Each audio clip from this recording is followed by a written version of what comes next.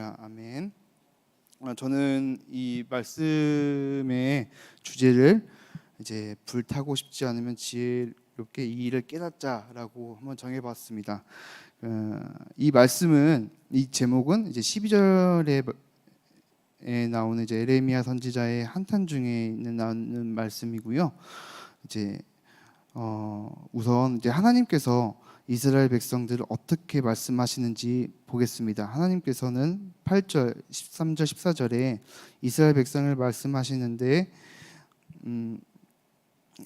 8절에는 그들의 혀는 죽은 화살이라 거짓말을 말하며 입으로는 그 이웃에게 평화를 말하나 마음으로는 해를 꾸미는도다 라고 말씀하셨고, 이제 13절과 14절에 보면 그들이 내가 그들 앞에서 세운 나의 율법을 버리고 내 목소리를 순종하지 아니하며 그대로 행하지 아니하고 그 마음의 완악함을 따라 조상들이 자기에게 가르친 바알들을 따랐음이라 라고 말씀하셨는데, 이제 이스라엘 백성이 8절에는 이제 거짓말을 하고 앞과 뒤가 다른 사람이며 13절에는 하나님께 순종하지 않고 14절에는 그의 마음을 완악하게 따라서 바알들을 따랐음이라고 하는 말씀이 나옵니다. 그래서 제가 이제 완악함이 무엇일까 이렇게 한번 또 찾아봤는데요. 이제 완악함이라는 악하고 순종을 모르며 마치 살이 쪄서 아무 느낌도 없는 것처럼 죄악에 물들어 양심이 감각을 상실한 상태라고 나옵니다. 마치 이제 좀 순종과 반대되는 단어인 것 같아요. 그래서 그런 마음을 가지고 하나님께 불순종하였으며 다른 신을 섬겼다는 거죠. 완전 이제 하나님과 등을 졌다는, 좀 그렇게 저는 받아들였습니다. 이러한 이스라엘 백성들을 하나님께서 벌하신다는 말씀이 9절에 나옵니다. 9절에는 내가 이 일들로 말미암아 그들에게 벌하지 아니하겠으며 내 마음이 이런 나라에게 보복하지 아니하겠느냐, 여호와의 말씀이니라. 이제 여호와 하나님께서 이제 이스라엘 백성들을 벌을 하겠다는 말씀이시죠. 그리고 하지만 반면 하나님에 대한 이스라엘 백성에 대한 하나님의 사랑이 7절에도 나옵니다.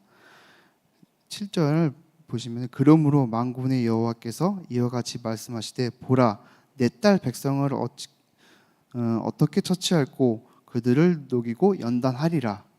반면 이제 이런 벌들이 하나님께서 주시는 연단이다라고 이제 저는 와닿았고요. 근데 여기서 좀 제가 가장 크게 와닿았던 말은 딸 백성이라는 이 단어인데요. 저도 이제 한 명의 딸과 이제 곧 있으면 또 한 명의 이제 자녀가 태어났는데, 그 딸을 보면은 미워할래야 미워할 수가 없는 딸이죠.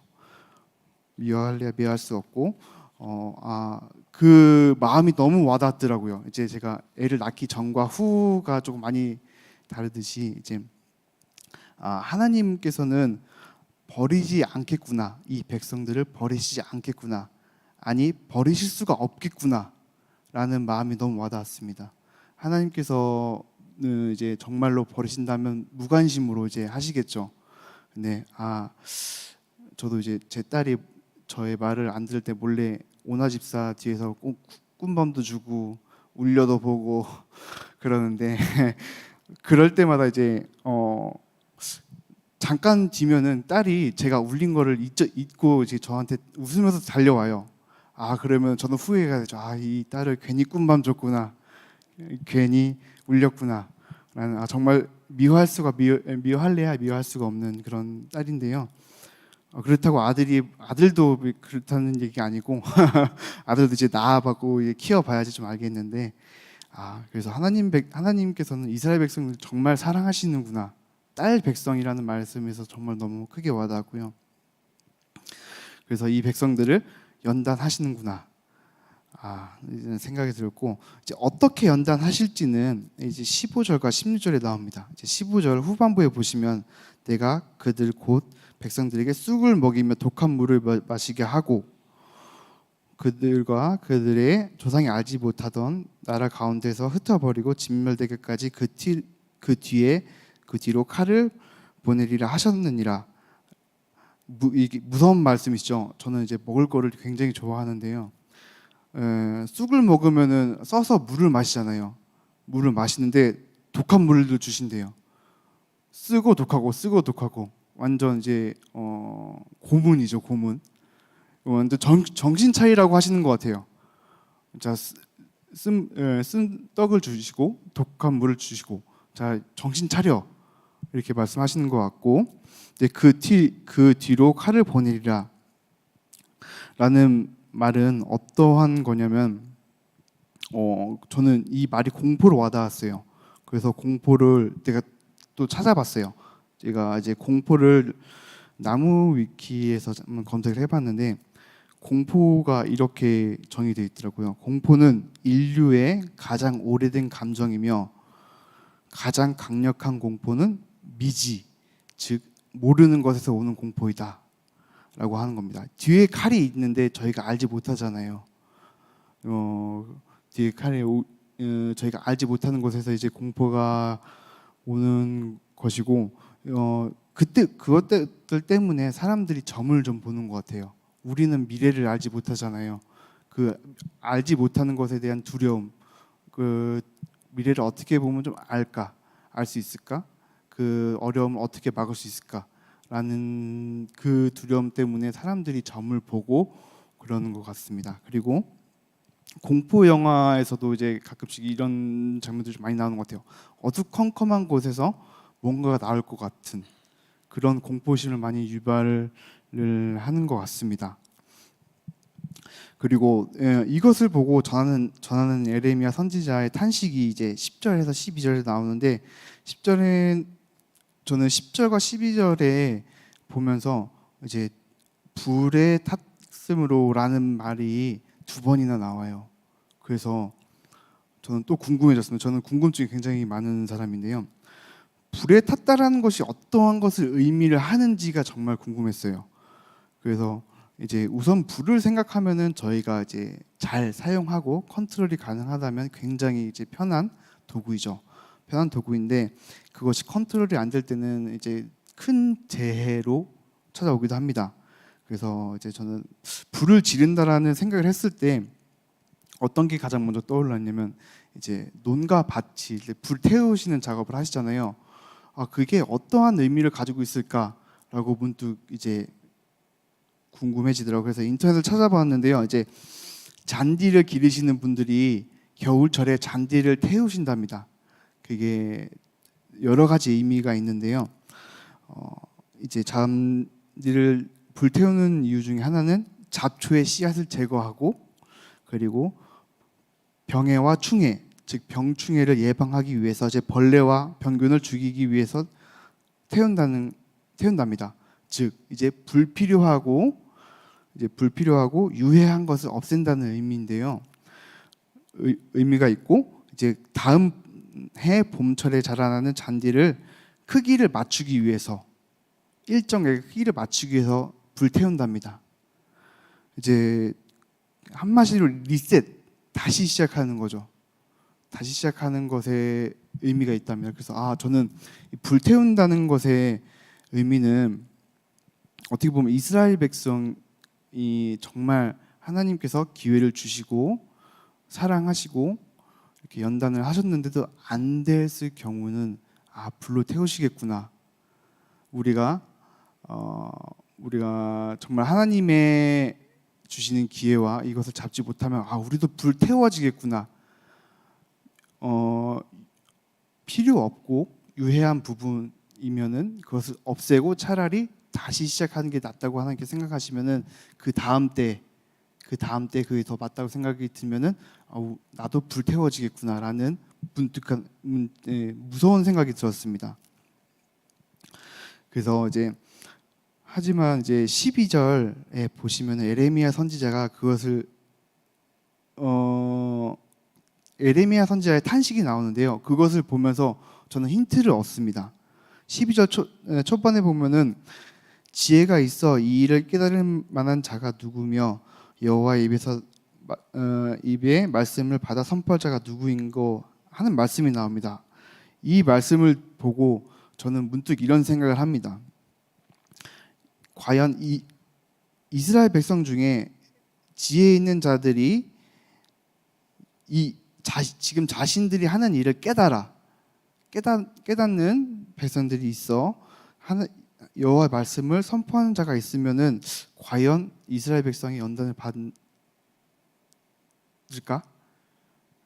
아니면 그런 사람이 있으면은 그 연단의 기간이 짧아질까? 짧아질 수도 있겠구나라는 생각이 들었습니다. 그래서 저는 이제 한 가지 좀 다짐을 좀 많이 하게 됩니다. 이제 연단을 받을 때와 그렇지 않을 때, 나도 하나님께 늘 지혜를 구하고 그 지혜를 가지고 지금 내가 하는 일, 그다음에 내가 하는 생각, 내가 하는 행동들이 하나님께 불순종하는 행동인가? 과연 하나님께서 내가 지금 하는 행동을 보시고 기뻐하실까? 라는 것을 늘 체크를 해야 된다. 일단은 그렇게 행동을 한다면 제가 불살라지는 것은 없겠죠. 없고 또 그것을 통해서 이제 하나님 말씀을 선포하면은 우리 후대들이 저보다 더 나아지지 않을까. 물론 이제 저도 엘리사 복장을 이름을 엘리사로 지은 게 저는 어머니의 믿음과 어머니가 받은 응답을 보고 자랐습니다. 보고 자랐고 어떻게 보면 그것을 보고 더 어머니께 순종을 하는 그러한 사람. 처음에 어릴 때는 어머니가 무서워서 어머니께 순종을 했죠. 맞기 싫어서. 근데 이제 점점 크면 클수록 이제 어머니가 받은 응답, 어머니가 받은 것들 때문에 하나님 살아계심을 봤습니다. 보고 내가 정말 어머니의 말씀에 순종하기 정말 잘했구나. 저는 어려서 지혜롭지 못했지만 이제 어떻게 보면 제가 어렸을 때 마마보이라는 소리 좀 많이 들었습니다. 근데 그게 정말 지혜로웠구나 라는 생각도 들고 이제 이렇게 하면서 그게 정말 나도 이 어머니의 믿음을 엘리사가 엘리야에게의 믿음의 곱절을 원했듯이 나도 어머니가 저희 일대들이죠. 일대에 정말 치열하게 영적 싸움을 하시고 응답을 받았던 그 분들의 믿음을 곱절을 바라야겠구나 라는 믿음에서 이제 엘리사 복장을 지었고 내가 그 믿음의 곱절을 받고 우리 아이들에게 곱절의 믿음을 더 주면은 이 후대들은 성공할 수밖에 없겠구나 라는 정말 그런 희망에 찬 두근거림이 생기더라고요. 그래서 저는 감히 엘리사 복장으로 지었습니다. 그래서 내가 정말 더 이제 지혜를 구하고 하나님 말씀을 선포해야겠구나 라는 생각이 들었고 최근 이 말씀을 묵상하면서 정말 제 주변에 지혜 있는 사람들이 많더라고요. 그래서 어떠한 부분에서 지혜를 좀 많이 얻었냐면 제가 원래 처음에 당진에서 일을 했습니다. 당진에서 일을 하고 결혼을 한 후에 이제 안산으로 이제 오게 되었는데요. 그때 월급이 정말 많이 줄어서 왔어요. 이제 월급으로 월 한 50만 원 이하 더 이상 줄여서 왔는데 그렇게 되다 보니까 신혼 초에는 그 돈을 가지고도 정말 행복하게 살았죠. 근데 점점 이제 쪼들림에 오기 시작됩니다. 그러면서 이 돈을 가지고 우리가 생활할 수 없겠구나 라는 생각을 듣고 이제 기도도 정말 오래 한 것도 아니에요. 그냥 하나님 정말 경제 축복을 주세요라고 기도를 했는데 하고 이제 슬슬 다른 데에 일자리를 한번 알아볼까라고 생각하는데 이제 전화가 한 통 옵니다. 전화가 한 통 와서 아시는 분이에요. 아시는 분이 야 태영아 너 요즘 월급 얼마 받니? 라고 이 정도 받아요 라고 얘기를 하니까 그래? 내가 너 1,000만 원 올려서 너 데려갈게. 저기 인천에 뭐 어느 한 기업을 너 1,000만 원 이제 올려서 내가 너 데려갈게. 같이 일해보자라고 해서 가게 됩니다. 근데 가서도 제가 감사하지 않아요. 정말 투덜투덜 됩니다. 아, 인천 너무 멀어. 아, 거기 누구 정말 마음에 안 들어. 이렇게 마음에 이렇게 정말 투덜투덜돼서 투덜대고 다닙니다.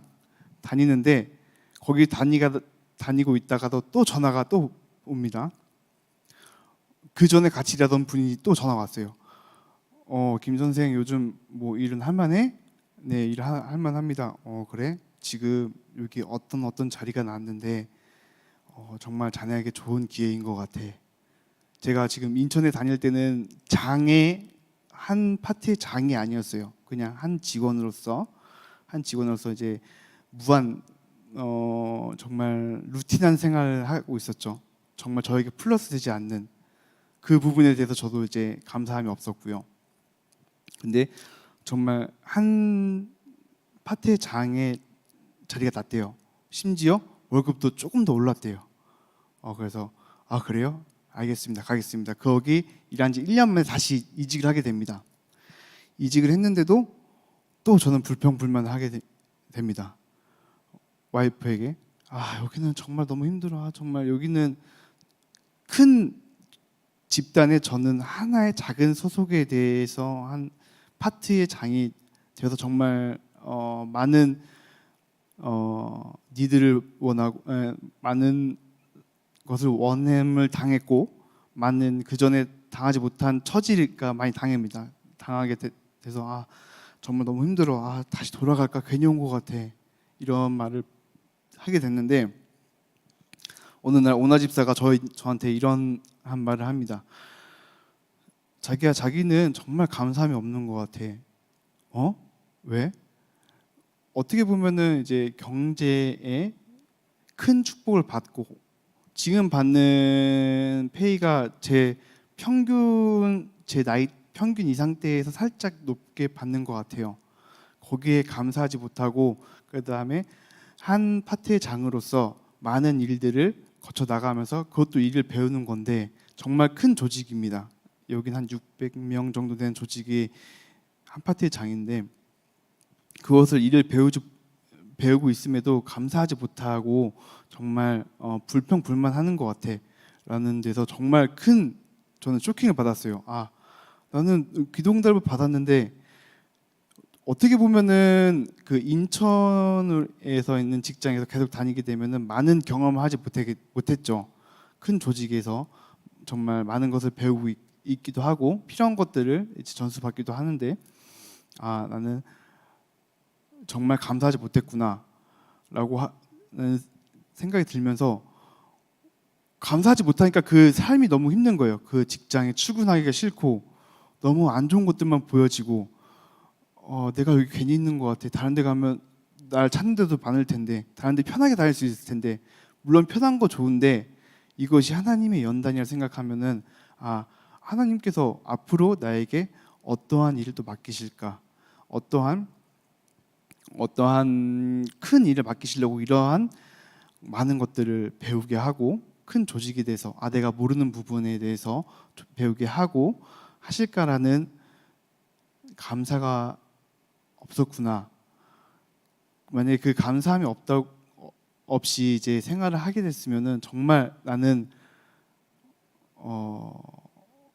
너무 힘들었었던 그 삶 자체가 지옥이 된 것 같아요. 진짜 진짜 몸과 마음이 다 연단이 되는 그러한 연단의 기간이 더 길어지는 생활을 했을 것 같아요.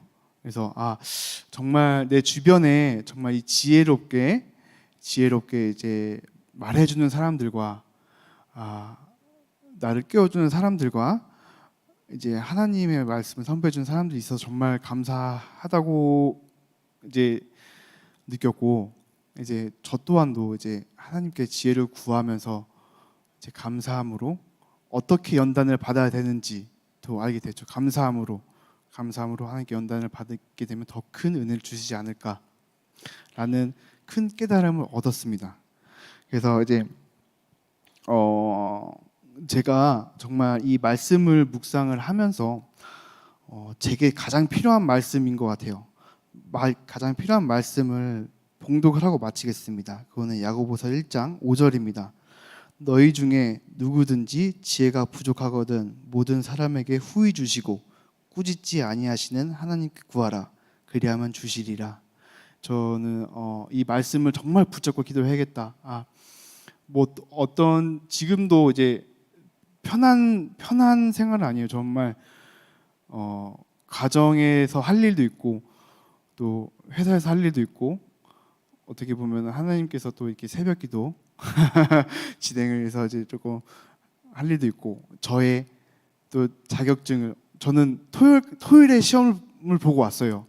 한 6개월에서 한 7개월, 6개월에서 한 반년 더 해서 정말 준비했던 시험이에요. 근데 한 번 떨어지고 이제 한 번은 준비하다가 코로나에 걸려서 시험 못 보게 됐어요.